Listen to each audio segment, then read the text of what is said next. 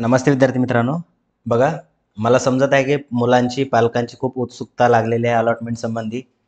But तुम्हाला एक सांगू इच्छितो विद्यार्थी मित्रांनो, बघा 2 वाजता कॉलेजेसच्या लॉग इनमध्ये तुमची जे अलॉटमेंट आहे हे लागलेलं आहे. अलॉटमेंट म्हणजे काय असतो? तो ड्राफ्ट असतो. ठीक आहे. तर तो पडलेला आहे कॉलेजच्या लॉग इनमध्ये 2 वाजता. आता 2 वाजल्यापासून ते 5 वाजता आपली काय लागणार होती? अलॉटमेंट लागणार होती स्टुडंटच्या लॉग इनमध्ये. आता कॉलेजमध्ये अगोदर का टाकत असतात तर ते लक्षात घ्या तुम्ही. तर त्याच्यामध्ये जर काही करेक्शन असेल अलॉटमेंटमध्ये, तर ते कॉलेज काय करू शकतं, त्या ठिकाणी DTला ते इन्फॉर्मेशन देत असतं की असं असं इनकरेक्ट झालेलं आहे. तर असं 2 वाजता ड्राफ्ट पडल्यानंतर 2-3 कॉलेजचे करेक्शन आलेले आहेत. त्याच्यामुळे काय झालेलं आहे, तर तुमचा जो 5 वाजता लागणारा रिझल्ट होता, अलॉटमेंट होती, ती पोस्टपोन झालेली आहे. तर 5 वाजता तुम्ही म्हणाल कधी लागेल नेमकं? तर बघा विद्यार्थी मित्रांनो, आजच लागणार आहे तुमची. एक्सपेक्टेड टाइम जो आहे तो 7 वाजता. ठीक आहे. 7 वाजता तुमची लागायची शक्यता आहे.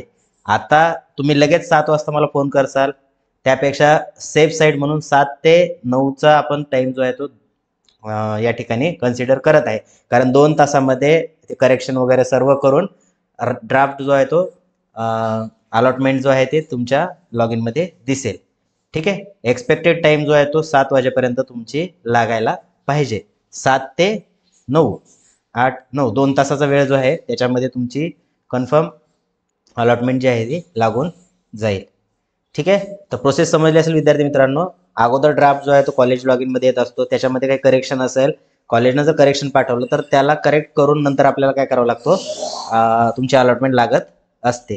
ठीक आहे. तर पालकांनो टेन्शन घेऊ नका. तुमची अलॉटमेंट लागणार आहे आजच. आणि उद्या कॉलेजला सुट्टी असल्यामुळे उद्या तुमचं ॲडमिशन घ्यायला वगैरे तुम्हाला जाता येणार नाही. तर तुमची डायरेक्टली याची जी डेट आहे या ठिकाणी बघा, 16 तारीख ते 1 मिनिट, 16 ऑगस्ट ते 20 ऑगस्टपर्यंत तुम्हाला काय करायचं आहे, कन्फर्म करून, जर सेकंड राऊंडमध्ये लागला नंबर तर कन्फर्म करायचा आहे आणि त्या कॉलेजला जाऊन ॲडमिशन घ्यायचं आहे. आता बरेच विद्यार्थी हे पण म्हणत आहेत की दुसरा राऊंड तर लागला, आता आम्ही तिसरा राऊंड करू शकतो का? तर डेफिनेटली तुम्ही तिसरा राऊंड पण करू शकता. जर पहिल्या राऊंडमध्ये कॉलेज लागला असेल, तुम्हाला जर एक्सपेक्टेड कॉलेज होतं ते नसेल भेटलं, तर तुम्ही परत बेटरमेंट करू शकता. बेटरमेंट केल्यानंतर तिसऱ्या राऊंडमध्ये जर तुम्हाला कॉलेज भेटलं तर ठीक आहे, नाही तर पहिल्या राऊंडमधलं कॉलेज तुम्हाला सेव्ह राहतं. ठीक आहे. तर बेटरमेंट करू शकता तुम्ही, जर कॉलेज तुमचं तुम्हाला पाहिजे ते लागलं नसेल तर. ठीक आहे.